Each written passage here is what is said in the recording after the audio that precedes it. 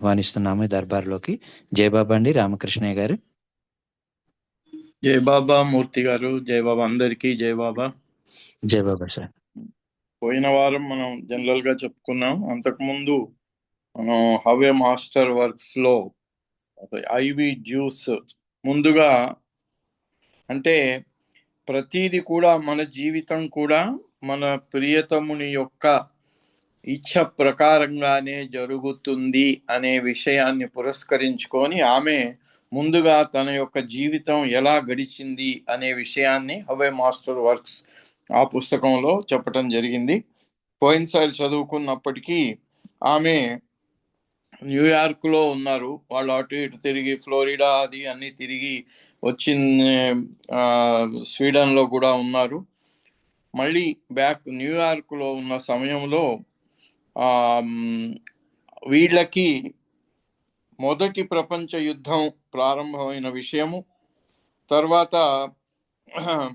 వీళ్ళు మళ్ళీ ఫ్లోరిడాకి వెళ్ళటము, అక్కడ ఉన్నప్పుడు ఈ యుద్ధం గురించినటువంటి విషయం చెప్పబడి ఆ యుద్ధం గురించి చెప్పిన వ్యక్తి ఆయన ది సిటీ అటార్నీ ఆయన వచ్చి చెప్పాడట, ఏమని, యుద్ధం వచ్చేసింది, ఈ నావను ముంచేశారు, లుసిటేనియా అనేటువంటి నావను ముంచేశారు, అందుకని ఇప్పుడు అందరూ కూడా వెళ్ళి మన మాతృభూమి రక్షణ కోసం అందరూ వెళ్ళి యుద్ధం చేయవలసిన పని అవసరం వచ్చింది అనే విషయం చెప్తే ఈమె అనుకుందట, వాళ్ళ కుటుంబంలో ఎవరు మగవాళ్ళు లేరు యుద్ధ భూమికి వెళ్ళటానికి అని.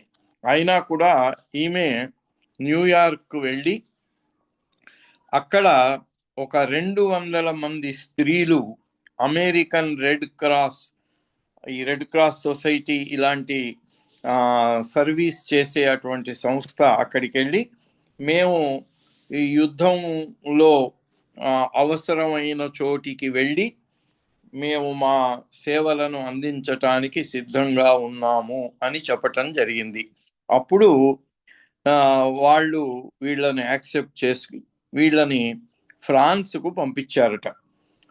Was ordered to the port of Bassens, France, to take charge of ship repairing there under the title of Captain of Engineers. అయితే తండ్రినేమో అక్కడికి పంపించారు ఫ్రాన్స్కి. కాబట్టి poor mother was left all alone on the farm. అయితే వీళ్ళు ఉండేటువంటి అక్కడ ఫ్లోరిడాలో వీళ్ళు వ్యవసాయం చేసుకొని ఆ వ్యవసాయ భూమిలోనే ఇల్లు ఉన్న ఇంట్లో ఉండటం జరుగుతుంది. అక్కడ తల్లి ఒకరితే అయిపోయింది, తండ్రినేమో ఫ్రాన్స్కు పంపించారు, వీళ్ళేమో న్యూయార్క్ వెళ్ళి రెడ్ క్రాస్ సొసైటీలో సేవ చేయటానికి వారు సిద్ధంగా అక్కడ చేరిపోయారు. Father would be called, I would have stayed home but fate cast the die. అయితే ముందుగా వీళ్ళెళ్ళి న్యూయార్క్లో మేము రెడ్ క్రాస్ సొసైటీ ద్వారా యుద్ధంలో ఎక్కడ అవసరమైతే అక్కడికి వెళ్ళి పనిచేస్తామని చెప్పిన తర్వాత తండ్రిని ఆ ముంచి వేయబడినటువంటి ఓడ, ఎందుకంటే ఈయనకు ఆ ఓడల రిపేరింగ్లో మిషన్లను సరిచేయటంలో మిషన్లతోని కొత్త కొత్త మిషన్లు చేసి అమర్చటంలో ఈయన చాలా అనుభవం కలిగిన వాడని, అందుకనే ఆయనను ఇంజనీర్లకు క్యాప్టెన్ అనేటువంటి టైటిల్తో ఫ్రాన్స్కు పంపించటం జరిగింది, ఫ్రాన్స్లో ఉన్న బెస్సిన్ అనే ఓడరేవుకి. అందువల్ల తల్లి ఒక ఆమె మిగిలిపోయింది అక్కడ. సో అక్కడ చాలా మటుకు many books have been written about those times that one more girl in Paris could add little. అయితే అక్కడ ఆ టైములో యుద్ధంలో అవసరాన్ని బట్టి ఎవరు ఏ రకంగా పనిచేసినా దాన్ని అది నిజంగా శ్లాఘనీయమైందే. అలా ఒక అమ్మాయి, ఆమె గురించి చాలా పుస్తకాలు కూడా రాయబడ్డాయి. అక్కడ వీళ్ళు ఎందుకంటే గాయపడిన సైనికులకు కానీ అక్కడ కానీ సేవలు చేసే చోట వీటికి వెళ్తున్నారు కనుక గవర్నమెంటే వీళ్లకు రక్షణ కల్పించి వాళ్లకు ఉండటానికి చేయటానికి ఇవన్నీ కూడా వాళ్ళు ఏర్పాట్లు చేసేవారు. అయితే వీళ్లకు ఏర్పాటు చేసినటువంటి, మరి అక్కడ మిలిటరీ ఏరియాలో పనిచేసినప్పుడు వీళ్ళు కూడా మిలిటరీ వాళ్ళు ధరించే రకమైనటువంటి దుస్తులు, యూనిఫామ్స్ వేసుకోవాలి. ఆ బూట్లు అలాంటివే వేసుకోవాలి. అయితే అవి చూడటానికి చాలా మొరటుగా ఉన్నాయి, చాలా అసౌకర్యంగా ఉన్నా కూడా అవి తప్పనిసరిగా వేసుకోవాల్సి వచ్చింది. Woollen, dark grey woollen skirts, వాళ్ళకి ఇచ్చినటువంటి ఆ ఉలన్ స్కర్ట్స్ కూడా, ఎందుకంటే అప్పుడు చలి ప్రదేశం, చలి. French had no category of forage. అక్కడ వీళ్ళు ఫ్రాన్స్కి వెళ్ళారు కదా, ప్యారిస్లో. వీళ్ళని ఏమని పిలవాలి? మిలిటరీలో ప్రతి ఒక్కరికి వాళ్లకు డెసిగ్నేషన్స్ ఉంటాయి, అలాగే డాక్టర్లు, నర్సులు, వాళ్లకు ఉంటాయి. వీళ్ళు సేవ చేయటానికి వచ్చారు. వీళ్ళకు ఏ రకమైన మరి కేటగిరీలో వీళ్ళను చేర్చాలి అనేది వాళ్ళకు అర్థం కాక వాళ్ళు ఏం చేశారట, క్యాంప్ ఫాలోయర్స్ అని ఒక కేటగిరీని ఏర్పాటు చేసి దాంట్లో వీళ్ళను పెట్టారట. అయితే వీళ్ళందరినీ ముందుగా హోటల్స్లో పెట్టారు. ఆ హోటల్స్లో వాళ్లకు వీళ్ళు నచ్చలేదట, ఎందుకంటే అక్కడ వాళ్లకు తాగి బాగా ఖర్చు పెట్టే వాళ్ళు కావాలి. అయితే వీళ్లకు ఈ మద్యం తాగే అలవాటు లేదు, అందుకని హోటల్ వాళ్ళకి ఇష్టం కాలేదట. అంతేకాకుండా ఎలక్ట్రికల్ ఫ్యూజెస్ అన్ని తీసేసి వీళ్లకు వెలుతురు లేకుండా అసౌకర్యంగా ఉండేలాగా చేసేవాళ్ళట వీళ్ళు వెళ్ళిపోవాలి అని. So we also had a horrid habit of demanding hot water. అంతేకాకుండా అప్పుడు చలికాలం కనుక స్నానాలకు వీటికి తాగటానికి కూడా వేడి నీళ్లు అడిగేవాళ్ళట. అది వాళ్ళకు నచ్చేది కాదట. వేడి నీళ్లు అడిగినప్పుడల్లా పెట్టి ఇవ్వటం అనేది అది వాళ్లకు కష్టంగా ఉండి వాళ్లకు వీళ్ళంటే అయిష్టం ఏర్పడింది. All the buildings are freezing cold. అక్కడ ఉన్నటువంటి అప్పుడు ఆ బిల్డింగ్స్ అన్ని కూడా చాలా గడ్డగట్టుకుపోయే అంత చలి. The first great flu epidemic reached there in 1917. అంటే 14 నుంచి 18 దాకా మొదటి ప్రపంచ యుద్ధం జరిగింది. అంటే ఇంకొక సంవత్సరంలో ముగిసిపోతుంది అని అనేటప్పుడు అక్కడ మరి విధ్వంసాలు, మరణాలు, ఈ చావులు, వీటన్నిటి వల్ల అక్కడ ఈ అంటువ్యాధి ప్రబలింది. Flu epidemic reached there in 1917, 1917 సంవత్సరంలో. అప్పుడు ఈమె ఉన్న రూమ్లో ఉండే ఆమె రూమ్మేట్ ఒక ఆమె stationed in an office setup for tracing lost soldiers in that war. They were called doughboys. We woke up one morning with 104 fevers. అయితే అలా గాయపడిన ఆ సైనికులకు చేసే ఉపచారాల కోసం ఉన్నటువంటి ఆ క్యాంపులో వీళ్ళను పెట్టారు.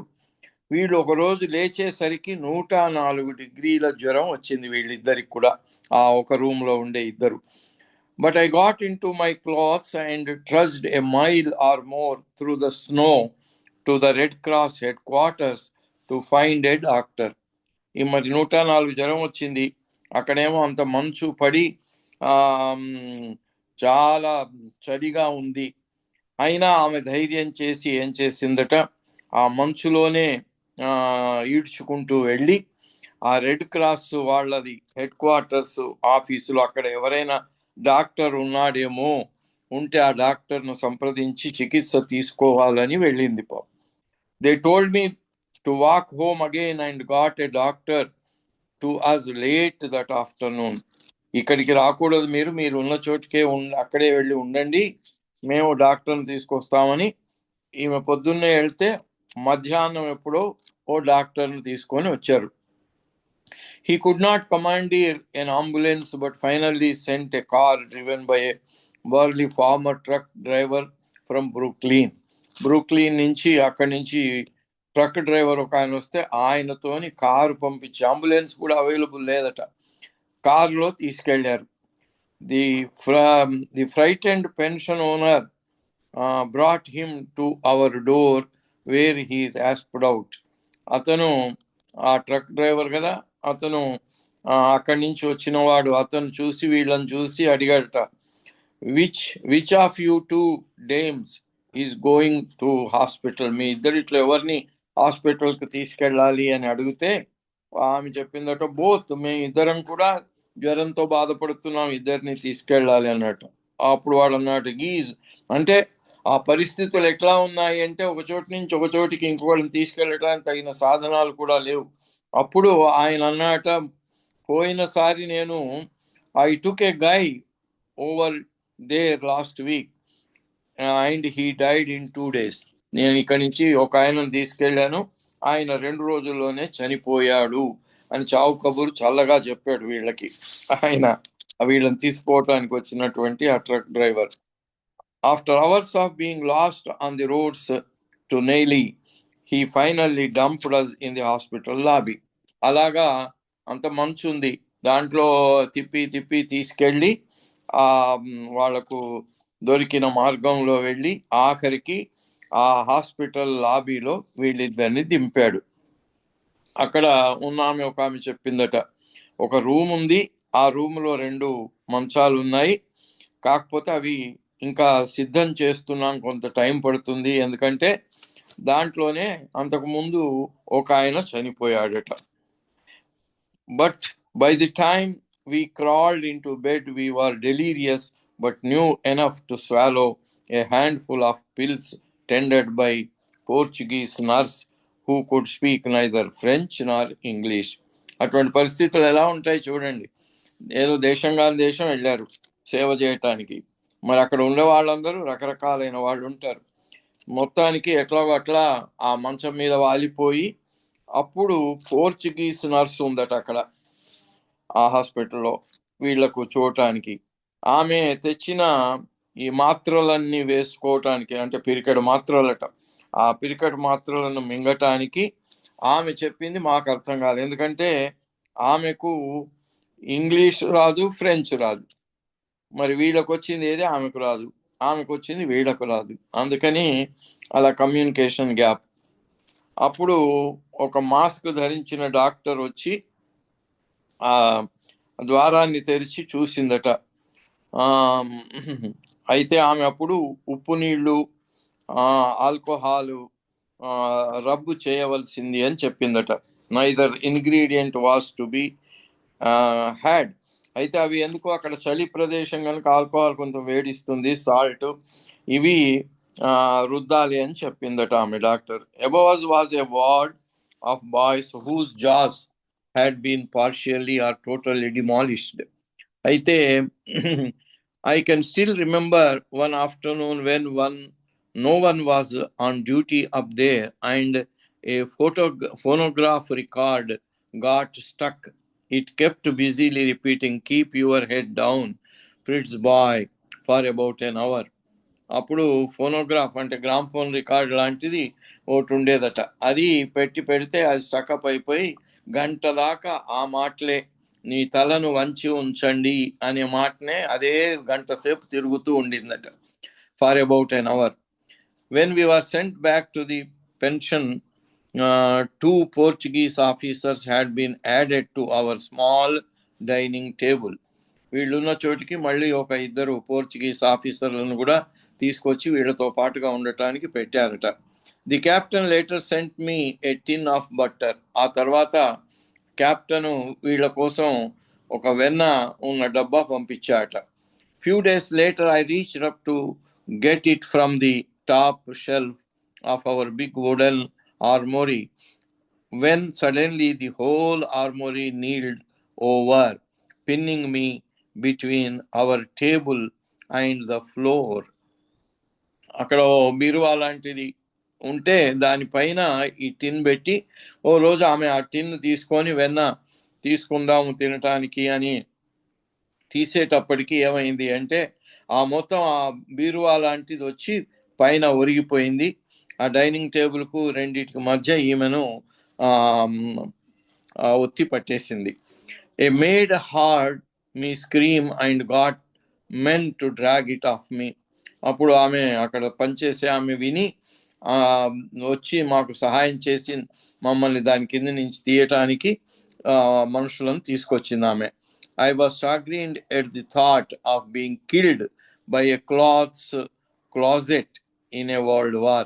అప్పుడు జరిగేదేంటి? ప్రపంచ యుద్ధం జరుగుతుంది, అందరూ సైనికులు పోరాడుతున్నారు, యుద్ధంలో చనిపోతున్నారు. కానీ అలాంటి యుద్ధంలో సహాయం చేయటానికి వెళ్ళి ఈ గుడ్డలు పెట్టుకునే అటువంటి బీర్వా మీద పడి చనిపోయాను అన్న అపప్రద వస్తుందేమో అని ఆమెకు ఆలోచన వచ్చి అట్లా ఆశ్చర్యం వేసిందట. The wife of the owner came in to see me and sat by my side. ఏ ఇంట్లో అయితే వీళ్ళని ఉంచారో ఆ ఇంటి ఓనరు భార్య వచ్చి చూసి వీళ్ళని పరామర్శించడానికి వచ్చిందట. The poor thing had so many problems such as the అసని apparently an afterthought in completing the old 6-story building. అయితే ఆమెకు ఎన్నో సమస్యలు ఉన్నాయని చెప్తూ, which most of the time could not climb up the freezing exterior of the building as there was not enough fuel to generate power. అయితే ఈ power generate చేయటానికి కావలసినంత వాళ్లకు ఇంధనం లేదు, తర్వాత ఎన్నో సమస్యలు, ఆ చలిలో ఎక్కి పైకి వెళ్ళటానికి కూడా వాళ్ళకి అవకాశం లేనటువంటి పరిస్థితిలో ఉన్నారు వాళ్ళంతా. What is it that you are interested to see? I queried. She acknowledge that she had always wanted to go to America.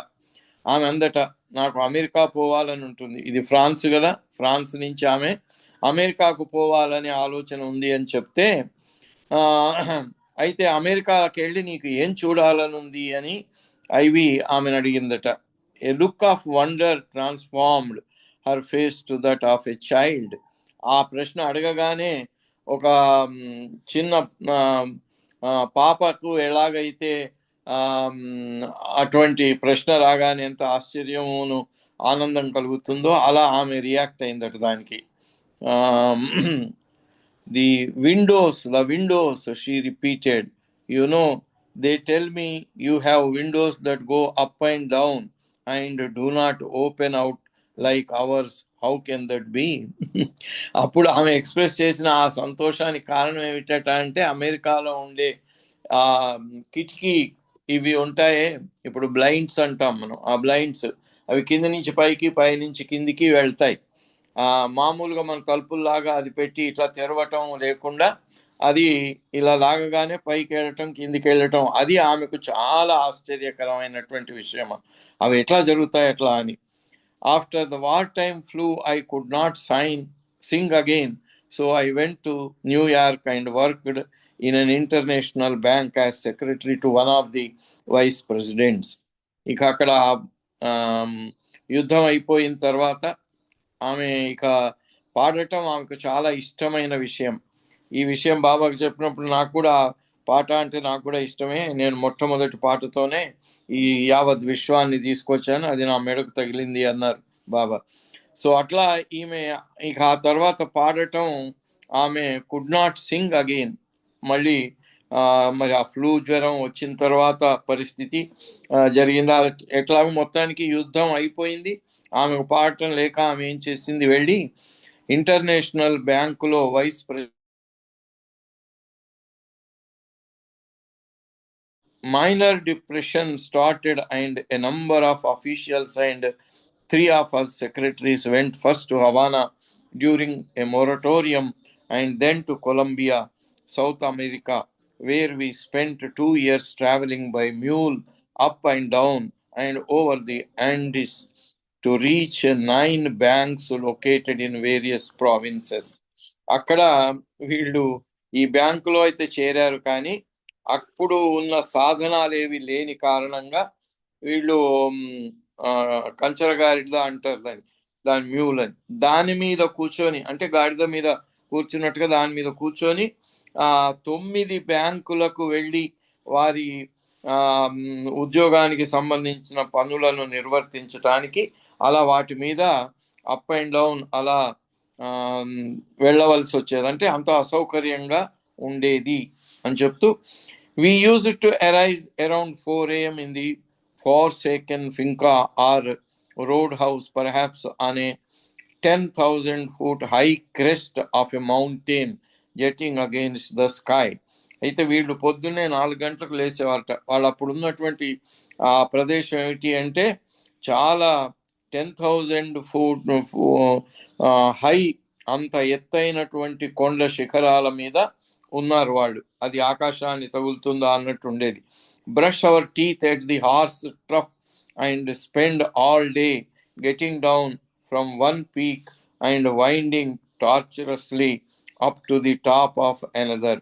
అలా అన్ని ఆ పర్వత శిఖరాల్లో ఒకదాని మించి ఇంకో దానికి వెళ్ళటం. అంటే వీళ్ళు చూడాలి కదా, ఎవరైనా సైనికులు ఉన్నారా, ఎవరికైనా ఏదైనా సాయం చేయాలా అనే దానికోసం ఆ పళ్ళు తోముకొని ఇంకా అలా ఒక శిఖరం ఎక్కటం, మళ్ళీ దిగటం, మళ్ళీ ఇంకోటి ఎక్కటం, అలా వీళ్ళు చేసే పని. One morning, while I was on a small burrow in the train of some dozen of us, we were going in single file down a narrow path and we reached the cloud level. అలా ఒకరోజు ఉదయం, అంటే ఇప్పుడు ఆమె bank కోసం పనిచేస్తుంది, 9 బ్యాంకులను 9 స్టేట్లో రకరకాలైనటువంటి చోట్లలో ఉన్నటువంటి ఆ పర్వత శిఖరాలు ఎక్కి దిగి వెళ్ళి చూడాల్సి వచ్చేది. అలా ఉంటే ఒకసారి ఈమె వెళ్ళినప్పుడు ఆ మేఘాలను చేత్తో తాకుతామా అన్నట్టుగా ఆ లెవెల్కు వెళ్ళటం జరిగింది.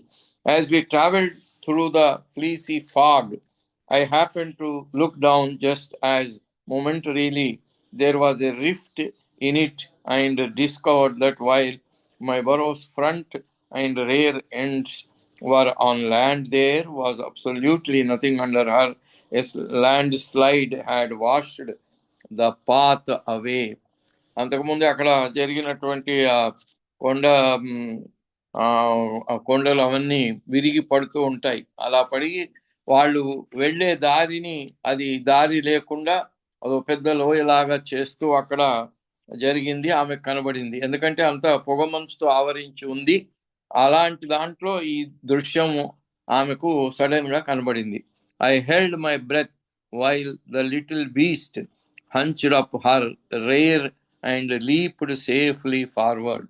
అంటే వీళ్ళు కంచరగాడిదల మీద వెళ్తున్నారు కదా, అది ఎక్కడ అది కనబడకపోతే ఇదయ్యేది. కానీ అది ఆమె ఆశ్చర్యపడుతూ ఉంటే ఎలా ఇక కింద పడిపోవటమా అన్నట్టుగా ఉన్నప్పుడు అది మెల్లగా దాని కాళ్ళను మెల్లగా ఒక్కొక్క అడుగేసి తీసుకెళ్ళింది కిందికి. And I recall another night high in the mountains where we reached a finca and the owner offered me a cot in the dining room, while my vice president and his wife had the only bedroom and the auditors etc. slept outdoors on a veranda. అంటే అక్కడ కూడా ఆ కాలంలో ఆ మొదటి ప్రపంచ యుద్ధం ముగిసిన తర్వాత పరిస్థితులు ఎలా ఉన్నాయంటే వాళ్ళకి అంత ఉద్యోగస్తులైనా కూడా వాళ్ళకి సరి అయిన సదుపాయాలు లేని ఆ దృశ్యాన్ని వర్ణిస్తుంది ఆమె. వాళ్ళ బ్యాంక్ వైస్ ప్రెసిడెంట్కు ఆయన భార్యకు మాత్రం బెడ్రూమ్ పెట్టారు. ఆడిటర్స్ అందరూ వరండాలోనే ఓపెన్లో పడుకున్నారు. ఈమెకు మాత్రం డైనింగ్ హాల్ దగ్గర ఒక మంచం ఇచ్చి పడుకోమన్నారట. The cot was so filthy I spread my raincoat on it and lay down fully dressed. అయితే ఆ మంచం ఏమాత్రం శుభ్రంగా లేదు, అందుకని దాని మీద రెయిన్ కోట్ పరుచుకొని మొత్తం డ్రెస్తోనే పడుకుందట ఆమె, ఎందుకంటే డ్రెస్ చేంజ్ చేసే అవకాశం కూడా లేదు. Including my riding boots. All night I kept being disturbed by rustling sounds.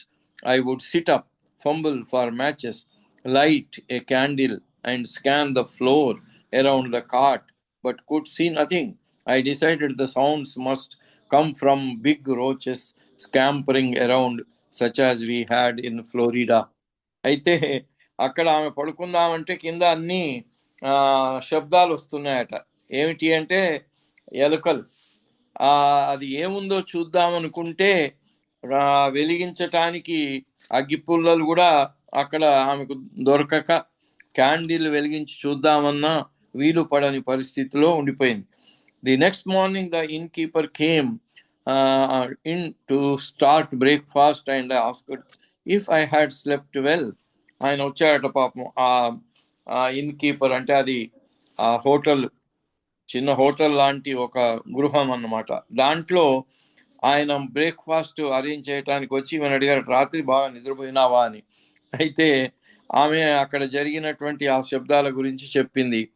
అప్పుడు ఆయన he was amused at my ignorance and pointed to the rafters over my head which showed armfuls of straw between them. అయితే పైకి చూడమన్నాడు. మామూలుగా మనకు పెంకుటిళ్లలో ఉండేవి అన్ని వాసాలు అవి ఉండి వాటి మధ్యన ఇవన్నీ పెట్టి ఉంటాయి పుల్లల్లాంటి. ఆయన చూపించాడు పైకి చూడు అంటే, అప్పుడు పైకి చూస్తే ఆమె కనబడిందట ఆ రాఫ్టర్స్ మధ్యన స్ట్రా అంటే ఈ గడ్డి లాంటివి అన్ని పెట్టి ఉన్నాయి దాంట్లో. No said the with pride, you heard my pet snakes up there, they keep the rats away. వాటిల్లో పాములు ఉన్నాయి, నా పెట్ పాములు, అవి ఎలకలు రానివ్వకుండా ఎలకలను తినేస్తూ ఉంటాయి, ఎలకలను రానివ్వవు అన్నాడట. అంటే ఎలకల సౌండ్ అని ఈమె చెప్పినందువల్ల. I have always had an unreasoning fear of snakes. ఈమెకు పాములంటే అసలే భయం. And of course South America produces them incomparable for length and గత్ అండ్ అపెటైట్. ఈ పాములు అక్కడ సౌత్ అమెరికాలో చాలా పొడుగ్గా ఉంటాయట, చాలా లావుగా ఉంటాయి. తర్వాత అవి బాగా అన్ని తింటూ ఉంటాయి. అంటే ఇది చెప్పాడు కదా, ఎలకలను రాకుండా ఎలకలను తినేస్తాయని. I could hardly swallow the food thinking about them slithering around over my head. అయితే రాత్రి ఆమె అనుకున్న కిందేవో పాకుతున్నాయి వాటి సౌండ్లు అనుకుంటే పైన పాములే ఉన్నాయనే విషయం తెలిస్తే ఆ బ్రేక్ఫాస్ట్ కూడా సరిగ్గా తినలేకపోయిందట ఆమె. Yet, like everything that happens in life, these experiences were well balanced by beautiful vistas of trees full of snowy egrets or rose-winged spoonbills, towering trees covered with blossoms, with never appear in North America, eating breakfast in a garden and sharing the sugar bowl with bright yellow canaries, watching the great squares in each town full of native market pottery, etc. అయితే ఒక రకంగా ఈ లోపల ఆ వసతి గృహంలో ఉన్న పైన పాములు ఎలకల శబ్దాలు ఇవన్నీ ఉంటే బయట మాత్రం చాలా అందం ఉందట. అక్కడ మంచి పెద్ద పెద్ద చెట్లు, మంచి పక్షులు, మంచి సువాసన కలిగినటువంటి పూల చెట్లు. సో అదంతా కూడా అక్కడ గార్డెన్లో కూర్చొని బ్రేక్ఫాస్ట్ చేయటం, భోజనం చేయటం, అది చాలా సంతోషకరంగా ఎంతో అందంగా కనిపించేవట అవన్నీ కూడా. So one day I was working in the bank in Bogota and doctor Miller stationed in Colombia by the Rockefeller Foundation was ushered in. అయితే ఆమె అక్కడ ఆ బ్యాంక్ కోసం పనిచేస్తున్నప్పుడు డాక్టర్ మిల్లర్ అనే అతను రాక్ఫెల్లర్ ఫౌండేషన్ అది దాంట్లో పనిచేసే అతను వచ్చాడట. He came to invite me to a big farewell dinner the next week to be given for a well-liked couple about to return to the United States. అక్కడ ఉన్న వాళ్ళల్లో ఈ ఒక దంపతులు ఇద్దరు, ఒక వాళ్ళకి ఫేర్వెల్ చేసేదానికి ఒక కార్యక్రమం పెట్టారు. దానికి ఈమెను పిలిచాడట ఆయన, డాక్టర్ మిల్లర్ అని ఆయన. He explained that he was on his way out to the Illinois on horseback to help a very sick woman and would not return until the night of the party. అయితే ఆయనేమో పిలిచాడు కానీ అక్కడ ఒక గుర్రం మీద వెళ్ళి అక్కడ ఉన్న ఆమెకు సహాయం చేయటానికి, ఆమె సిక్ ఉమెన్ అట, ఆరోగ్యం బాగాలేదు, అనారోగ్యంగా ఉంది కాబట్టి ఈయన డాక్టరు వెళ్ళి వచ్చేసరికి రాత్రి అవుతుంది, నేను మాత్రం పార్టీలో ఉండను కానీ మీరు పార్టీకి రావాలి అని పిలిచాట. So would I accept as escort a fine fellow he knew from Denver. I had never heard of a blind date but agreed as I trusted his taste. The fine fellow turned out to be Terry Deuce, a geologist with Texaco. ఇతని పేరు terry dues, ఏ geologist అనే అతను అక్కడ ఆమెకు తారసపడ్డాడు. About 3 years later in 1923, while I was working in New York as contact editor on the Century magazine, I married him and we had 42 years together. ఈ terry dues అనే ఆయన ఇక్కడ పరిచయం అయినాడు. పరిచయం అయితే అతన్ని ఈమె 1923లో వివాహం చేసుకుందట. ఆమె న్యూయార్క్లో పనిచేసేటప్పుడు అక్కడ సెంచురీ మ్యాగజైన్ అనే దానికి ఈమె సంపాదకురాలిగా పనిచేస్తుంది. అప్పుడు పెళ్లి చేసుకున్నారు. 42 సంవత్సరాల పాటు వీళ్ళ దాంపత్య జీవితం కొనసాగింది. ఆల్ ఓవర్ ది వరల్డ్, ఆయనతో పాటుగా ప్రపంచమంతా తిరిగిందట. Chance, choice, no karma, all marriage ties are karmic. అయితే ఇక్కడ ఆమె బాబా దగ్గర నుంచి నేర్చుకున్న దాని ప్రకారంగా అన్నీ కూడా మనకు ఉంది కదా సామెత, రుణానుబంధ రూపేణ పశు పత్ని సుతాలయ అని. అలాగా ఈ బంధం, వివాహ బంధం కూడా మాకు ఆ కర్మబంధం ప్రకారంగానే జరిగింది అని ఈమె తర్వాత తెలుసుకుంది. The poet Sam Hoffenstein used to say, marriages are made in heaven and they are not exported, but they really are arranged by some karmic computer in this astral world, where we return after each so-called death, and as the saying goes, the maintenance work has to be done on earth. ఇక్కడ ఆమె మనకున్న సామెత చెప్తున్నారు, వివాహాలన్నీ కూడా స్వర్గంలో చేయబడ్డాయి. Marriages are made in heaven, they are not exported. ఏదో ఊరికే మనం అనుకున్నట్టుగా ఈ రోజుల్లో ప్రేమించి పెళ్లి చేసుకుంటున్నాం, మేము ఇష్టపడి పెళ్లి చేసుకుంటున్నాం అని రకరకాలుగా చెప్పినా కూడా ఇది కార్మిక్ కంప్యూటర్ అంటున్నారు. ఇక్కడ ఆమె ఒక వర్డ్ వాడారు, కర్మ అనే కంప్యూటర్లో ఇన్ ది యాస్ట్రల్ వరల్డ్, అంటే మరణించిన తర్వాత జీవాత్మ మొదటి 3 రోజులు ఈ యాస్ట్రల్ వరల్డ్లో ఉండే దాంట్లో ఎలాగైతే ఉంటుందో అలాగా ఇవి పెళ్ళిళ్ళు అనేవి అక్కడ చేయబడ్డావి అనేది చెప్తూ ఆమె దాన్ని బాబా చెప్పిన కర్మ సిద్ధాంతాన్ని పెట్టి దాని ప్రకారంగా వాళ్ళ వివాహం జరిగింది. ఆ వివాహం 42 సంవత్సరాలు కొనసాగింది అని చెప్పింది. ఇక నెక్స్ట్ మళ్ళీ సమయం అయింది కాబట్టి నెక్స్ట్ వీక్ కంటిన్యూ చేద్దాం. అవతార్ మెహర్ బాబాకి జై. జై బాబా.